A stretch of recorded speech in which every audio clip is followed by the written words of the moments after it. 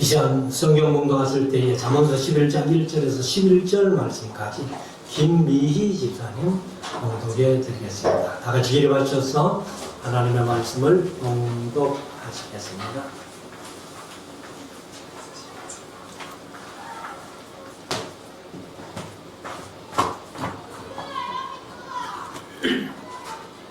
성경 봉독하겠습니다. 속이는 저울은 여호와께서 미워하셔도 공평한 추는 그가 기뻐하시느니라. 교만이 오면 욕도 오거니와 겸손한 자에게는 지혜가 있느니라. 정직한 자의 성실은 자기를 인도하거니와 사특한 자의 패역은 자기를 망케 하느니라. 재물은 진노하시는 날에 무익하나 의리는 죽음을 명케 하느니라. 완전한 자는 그 의로 인하여 그 길이 곧게 되려니와 악한 자는 그 악을 인하여 넘어지리라. 정직한 자는 그 의로 인하여 구원을 얻으려니와 사특한 자는 자기의 악에 잡히리라. 악인은 죽을 때에 그 소망이 끊어지나니 불의의 소망이 없어지느니라. 의인은 환난에서 구원을 얻고 악인은 와서 그를 대신하느니라. 사특한 자는 입으로 그 이웃을 망하게 하여도 의인은 그 지식으로 말미암아 구원을 얻느니라. 의인이 형통하면 성읍이 즐거워하고 악인이 패망하면 기뻐 외치느니라. 성읍은 정직한 자의 축원을 인하여 진흥하고 악한 자의 입을 인하여 무너지느니라. 아멘.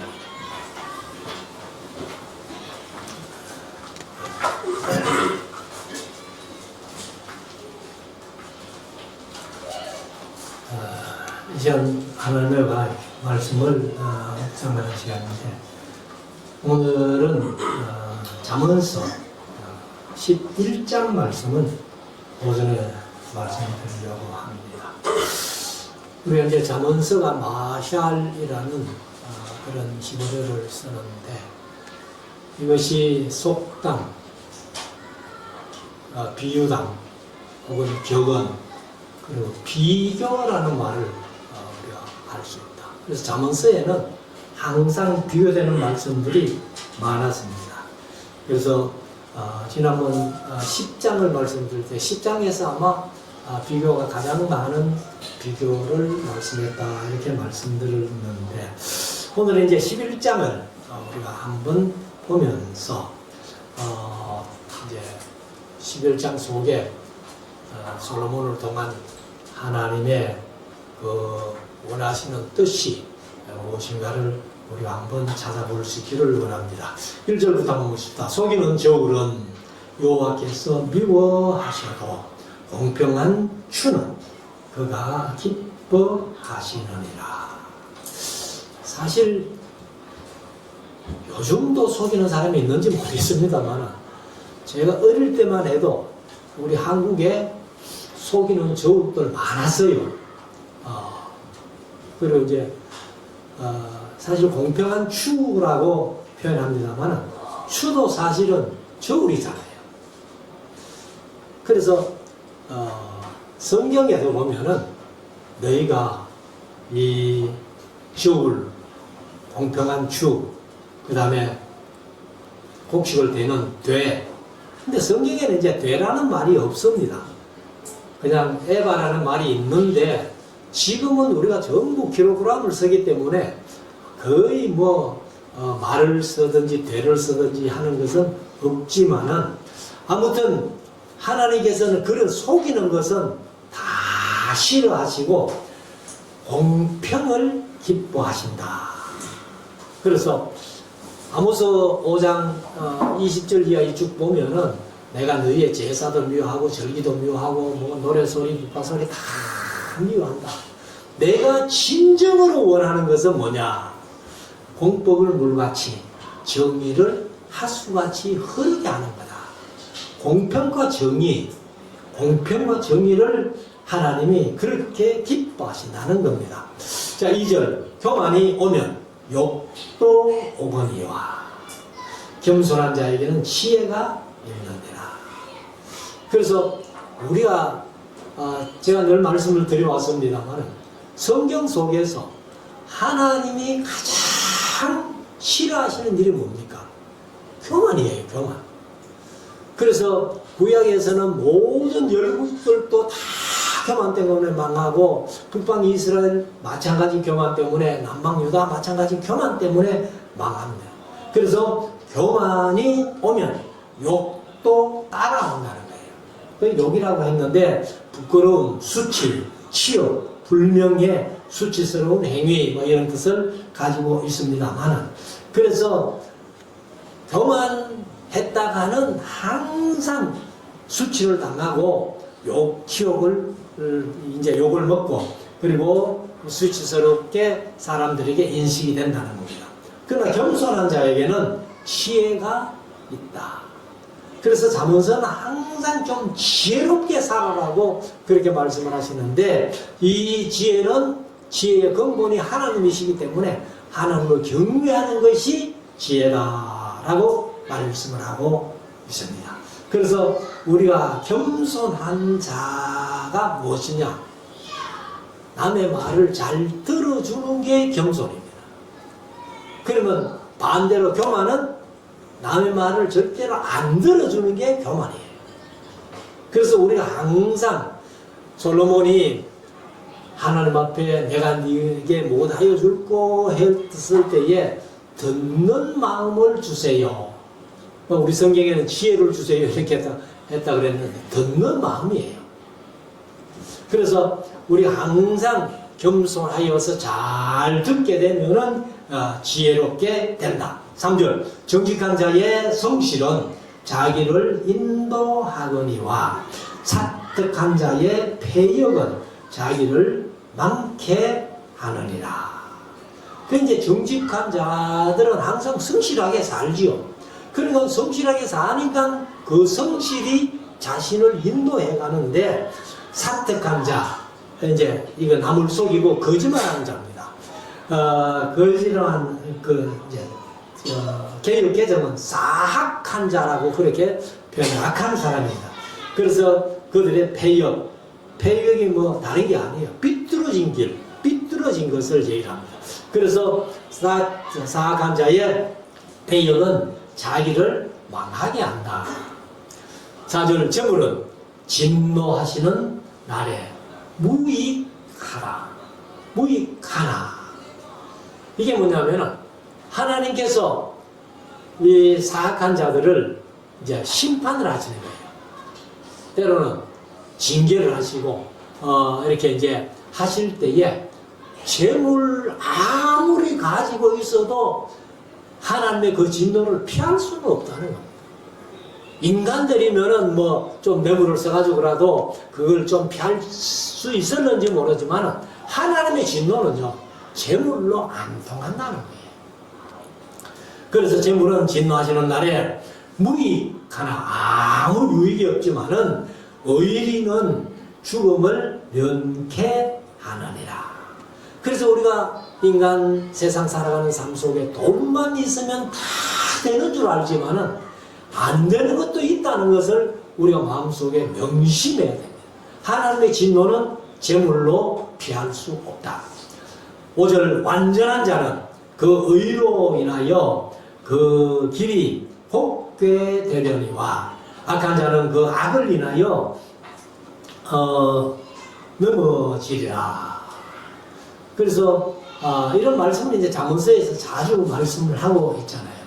여기 이제 완전한 자, 사실 뭐 성경에 완전한 자들이 제가 뭐 늘 말씀드렸습니다만 아마 에녹이 완전한 자였고 노아가 완전한 자였고 아브라함이 하가를 취한 것 때문에 불완전했는데 17장 1절에 보면은 아브라함아 너는 행하여 완전하라 이렇게 말씀하셨고, 그리고 욥이 사실은 1장 1절에 하나님을 잘 경외하고 순전한 자라고 번역했는데 그게 순전히 단어가 똑같습니다.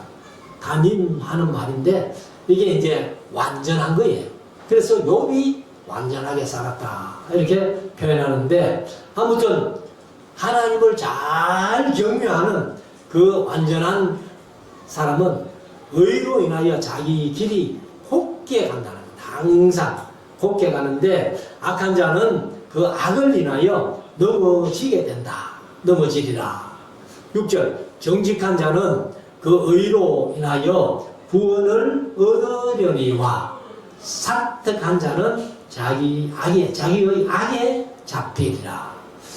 여기 이제 뭐 항상 의로운 자, 정직한 자 이런 것과 악한 자를 이제 비교해서 말씀을 했습니다. 7절 악인은 죽을 때에 그 소망이 끊어지나. 그냥 구원 못 얻을 자들. 그냥 하나님 앞에 심판대에 서면은 백보자 심판, 뭐 요한계시록에 나옵니다. 20장에 나옵니다만 심판대 앞에 서면은요 아무 소망이 없어요. 어디 간 길밖에 없다? 불과 유황으로 타는 지옥으로 가는 길밖에 없다는 거예요. 그래서 그 지옥으로 가는 길을 둘째 사망이다. 말 그대로 지옥 안 가고 죽어버리면 얼마나 좋겠어요. 그래서 제가 늘 말씀드려왔습니다만 지옥도 영원히 삽니다. 근데 고통 가운데 영원히 살기 때문에 차라리 죽는 게 낫다. 그래서 죽음보다도 더 못한 것이 지옥이기 때문에 둘째 사망이라고 그렇게 표현했습니다만 악인은 죽을 때에 그 소망이 끊어지나니 불의의 소망이 없어지느니라. 8절 의인은 환난에서 구원을 얻고 의인은 하나님께서 건져주신다는 거예요. 환난을 당한다 할지라도 건져주시고 사실 이제 우리가 궁극적인 환난 대환난이 이제 두 번 있죠. 요한계시록 6장에 7 인이 떨어지는 환난, 8장 9장에 7 나팔이 불려지는 환난. 그 대환난이 와도 하나님께서 우리 의인들, 예수 믿는 사람들은 구원해 주신다, 건져 주신다는 거예요. 그래서 이 구원을 얻고, 그래서 그런 환난을 우리가 참 통과하기 어려운데 예수님께서 마태복음 24장 19절 20절에 보면은 바로 그 큰 환난을 당할 때에 그 나를 감해 주신다는 거예요. 감해 주시지 아니하시면은 구원 얻을 자가 없다라고 예수님이 말씀을 하셨잖아요. 그래서 제가 7년 대환란, 지금 많은 종말론 하는 사람들이 7년 대환란, 7년 대환란 하는데 7년이란 기간이 없습니다. 제가 뭐 늘 말씀드려 왔습니다만 7년으로 딱 정해놔버리면요 예수님의 말씀이 엉터리가 되는 거예요. 딱 정해진 날을, 하나님이 정해놓은 날을 감할 수 있어요? 없다는 겁니다. 아무튼 의인은 환난에서 구원을 얻고 악인은 와서 그를 대신하느니라. 그러니까 의인이 죽을 대신 예수님이 죽으셨고, 그리고 이제 우리가 구원, 이제 의인들은 구원 얻는가 하면은 이제 악인들은 그 길을 대신 간다는 거예요. 지옥으로 대신하는. 그래서 모든 사람들이 의인은 없나니 하나도 없기 때문에 다 지옥 갈 수밖에 없는 그런 상황인데 예수님이 우리를 위해서 죽어주셨고 우리가 지옥 가서 고통당할 대신 예수님이 십자가의 고통을 해서 지옥의 고통을 당해 주셨고 우리가 지옥 가서 목말라 해야 될 대신 예수님이 목말라 하심으로 말미암아 우리는 그런 문제를 다 해결했다. 그래서 우리는 예수님 때문에 천국에서 영원히 하나님과 더불어 행복하게 사는 길만 우리에게 남았다. 9절 사특한 자는 입으로 그 이웃을 망하게 하여도. 악인들은 이웃을 축복하는 게 아니고 막 이 저주를 하면서 그 입으로 망하게 한다는 거예요. 그러나 의인은 그 지식으로 말미암아 구원을 얻느니라. 그래서 여기 의인은 그 지식으로 할 때에 그 지식이 무슨 지식이겠어요? 바로 호세아서 말씀하신 대로 하나님을 아는 지식입니다. 하나님을 아는 지이기 때문에 우리가 구원을 얻게 된다. 10절 의인이 형통하면 성읍이 즐거워하고 의인이 형통하면 성읍이 즐거워한대요. 그러니까 저 사람 보니까 참 사람 의롭게 사는구나 하는데 그 사람이 잘 되면은 모든 성읍 사람들이 축하한다고 즐거워하는데 악인이 패망하면 악인들은 이렇게 형통하면 성읍 사람들이 아마 탄식을 할 거예요. 통곡을 할 거예요.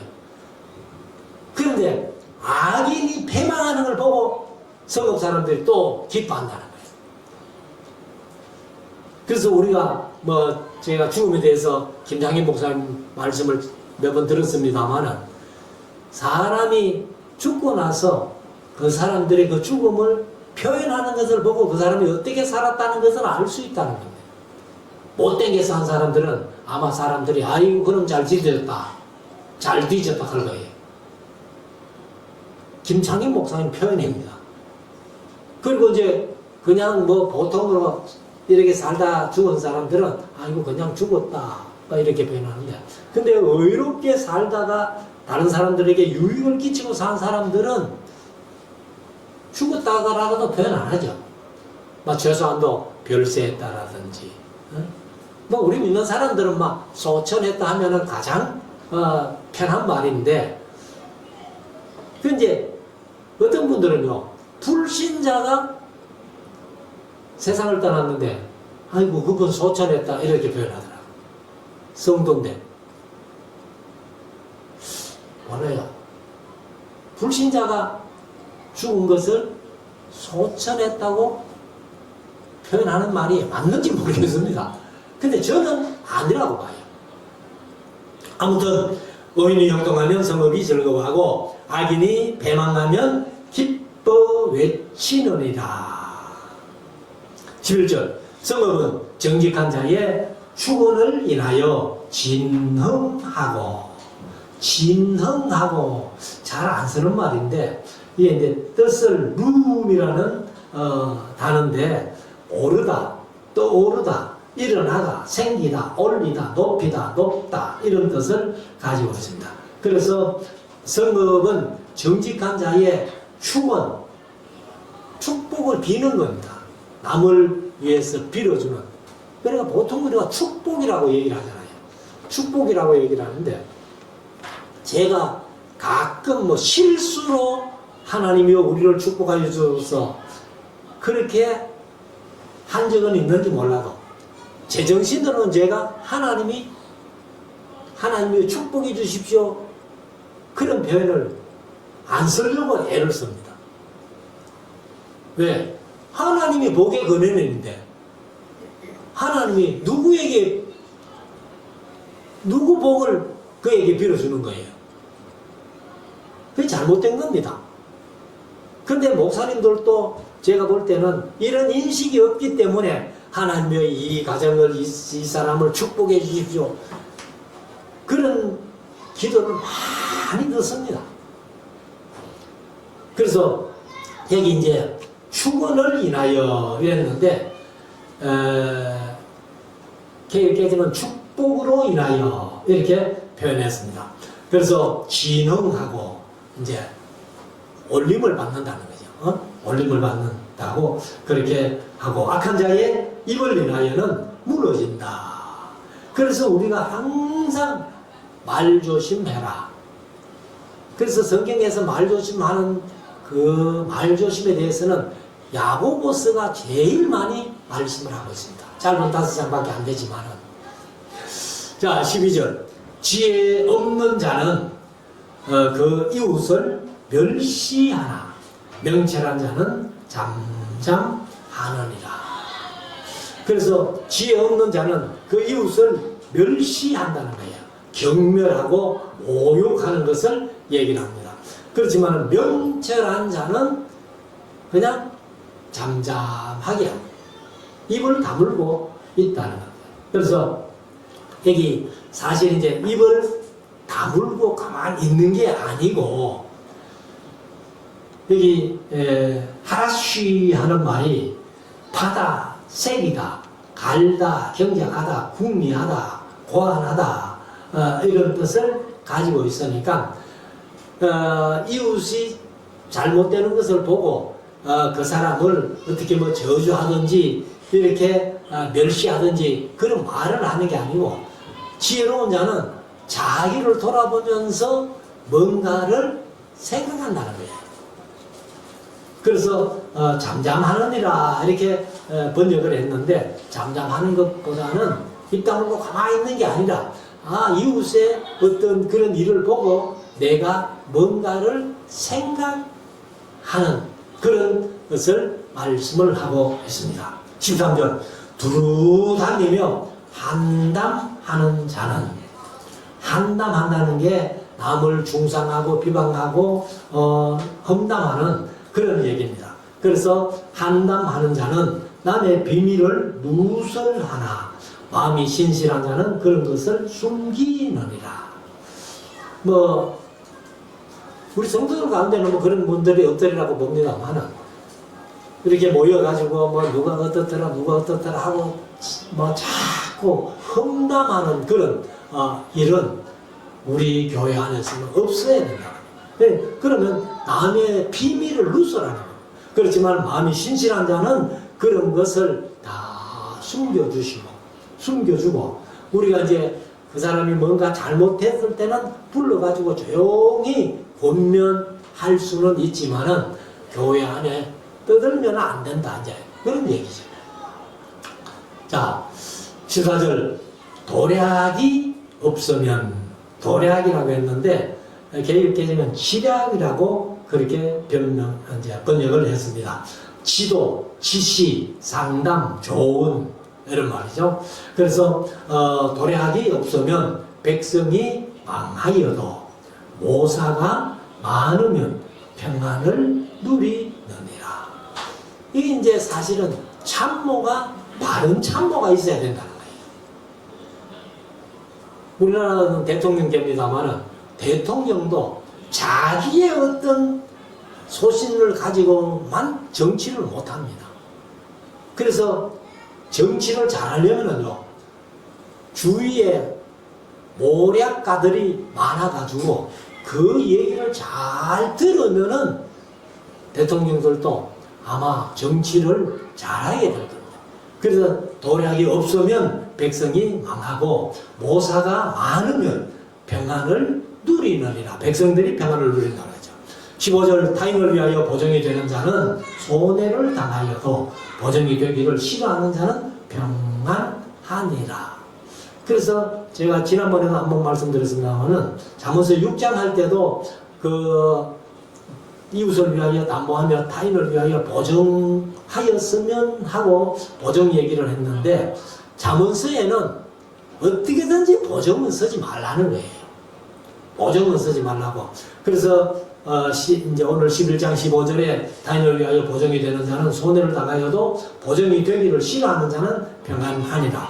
17장 18절에 지혜 없는 자는 남의 손을 잡고 그 이웃 앞에서 보정이 되느니라. 잠언서 20장 16절에 타인을 위하여 보정이 된 자의 옷을 취하라. 외인들의 보정이 된 자는 그 몸을 벌모 잡힐지니라. 잠언서 22장 26절에 너는 사람으로 더불어 손을 잡지 말며 남의 빛에 보정이 되지 말라. 잠언서 27장 13절에 타인을 위하여 보정이 된 자의 옷을 취하라. 외인들의 보정이 된 자는 그 몸을 벌모 잡힐지니라. 그러니까 성경은 한마디로 말씀드리면 보정 쓰지 말라는 거예요. 돈 빌려주는 것도 마찬가지입니다.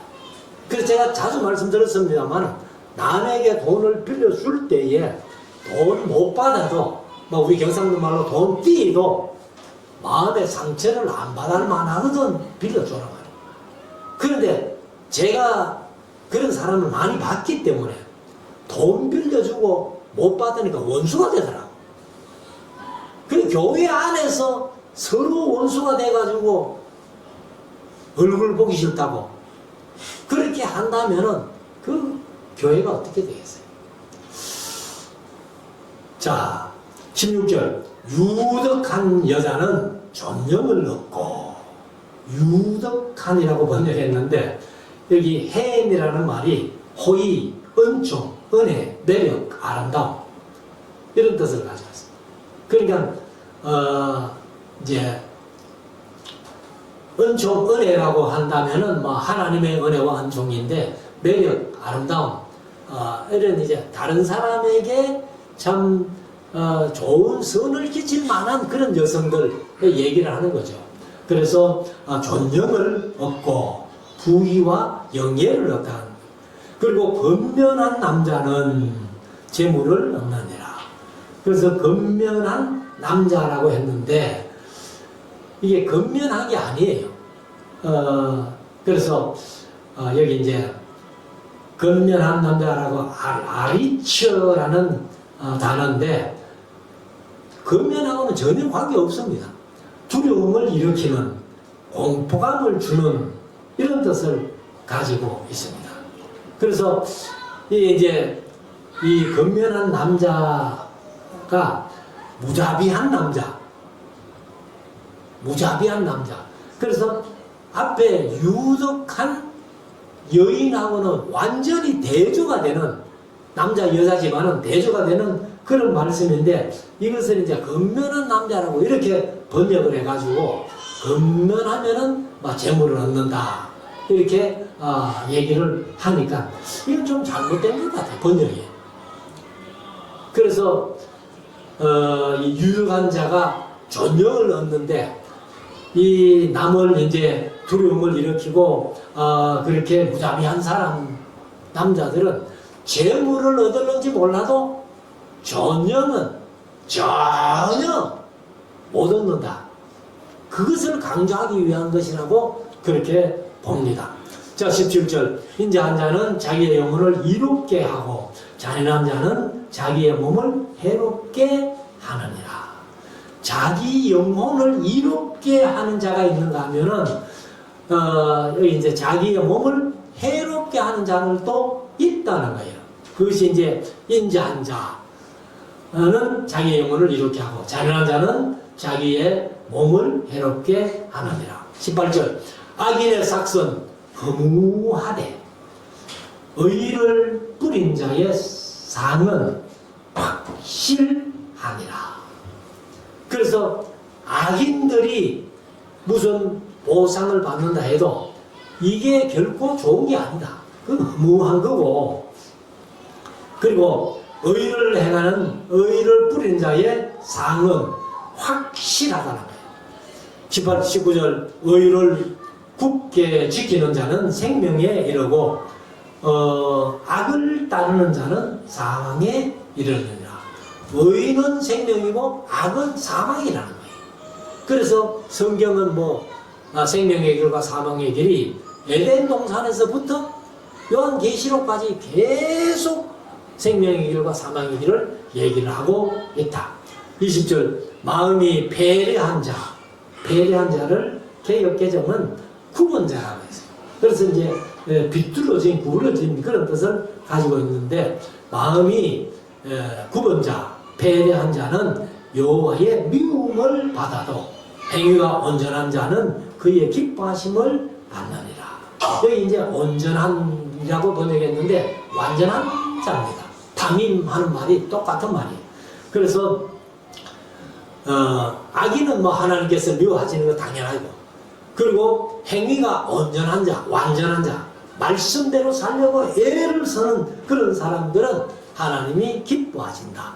21절. 악인은 피차 손을 잡을지라도 벌을 면치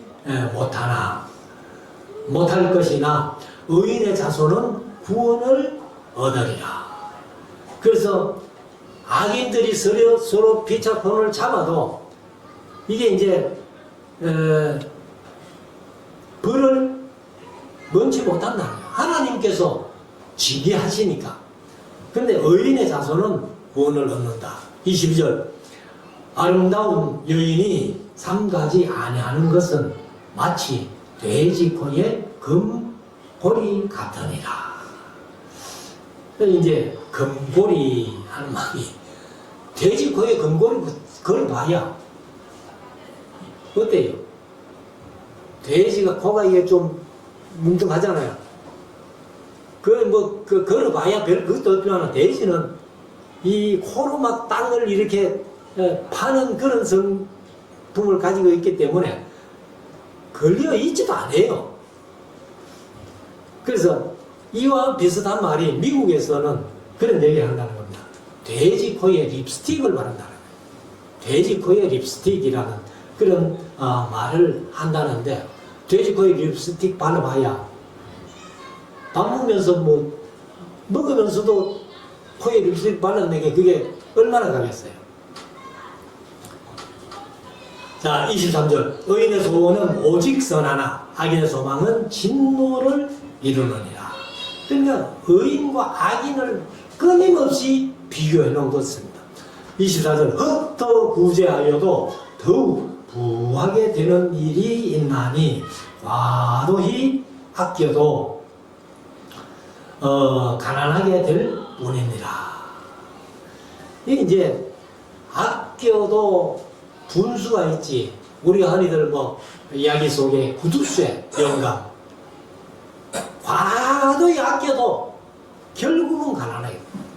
그렇지만은 우리가 헛더 구제한다는 것은 많이 한꺼번에 구제하는 것도 좋지만은 이렇게 볼 때마다 이렇게 좀 구제하는 것도 그 구제를 하면은 부하게 된다는 거예요. 구제하면 분명히 내게 나가잖아요.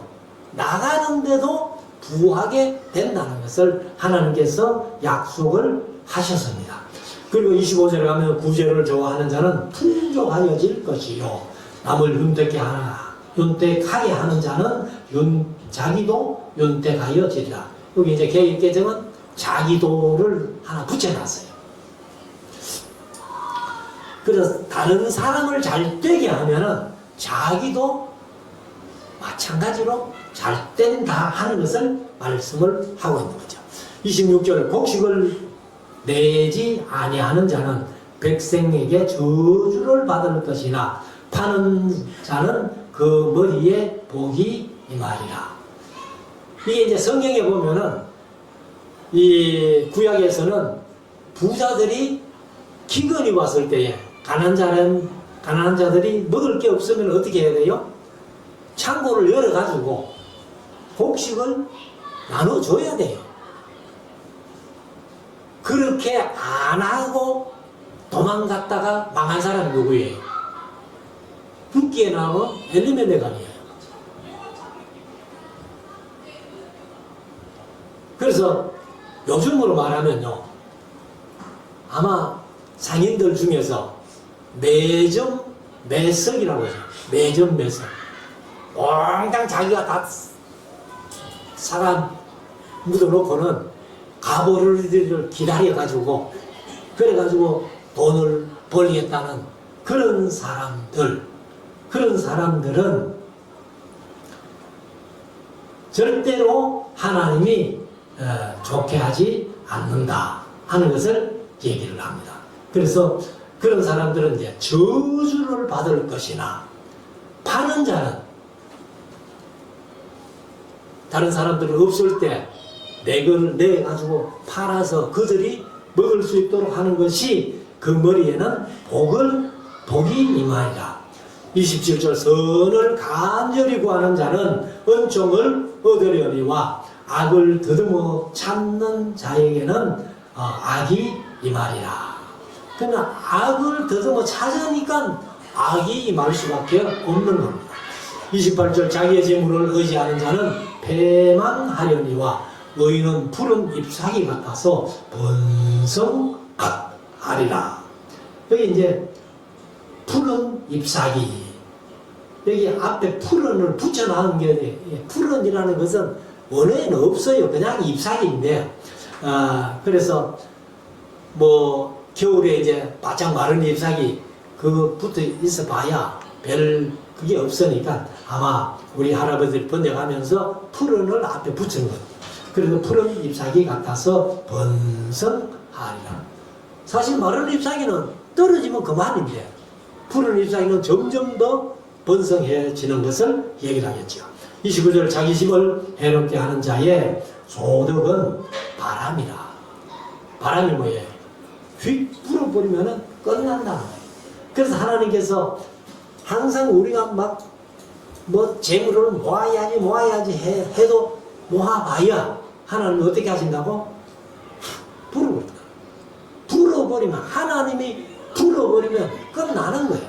그러니까 여기 이제 바람같이 아마 그 모아놓은 소득이 없어진다 그 말이죠. 바람이라. 미련한 자는 마음이 지혜로운 자의 종이 되리라. 그래서 끝없이 지혜와 자비 이런 것을 이제 권면하고 장려하는 그런 말씀입니다. 30절 의인의 열매는 생명나무라. 지혜로운 자는 사람을 얻느니라. 그래서 우리가 항상 주위에 사람이 많은 것이 좋은 거예요. 근데 뭐 무조건 사람을 많이 모은다고 좋은 건 아니고 서로 간에 유익을 줄 수 있는 사람들. 그래서 친구도 끝까지 그 친구의 의리를 지키는 그런 친구들이 좋은 친구들이지, 그냥 좋을 때는 왔다가 그냥 뭐 탕자에 비유해서 하듯이 돈이 떨어지면 다 떠나가는 그런 친구들은 쓸데없는 거예요. 그래서 여기 이제 의인의 열매는 생명나무라. 지혜로운 자는 사람을 얻는다는 겁니다. 마지막 31절 보라 의인이라도 이 세상에서 보응을 받거든. 여기 이제 보응을 받는다 이렇게 이제 왜 보응이라고 이렇게 번역했는지 모르겠어요. 보응은 벌주는 아니에요. 그래서 하나님께서 마지막 때 요한계시록 15장에 가면은 의인들에게는 보상하는 날, 악인들에게는 보응하는 날인데 여기 보응이라고 번역한 게 잘못됐습니다.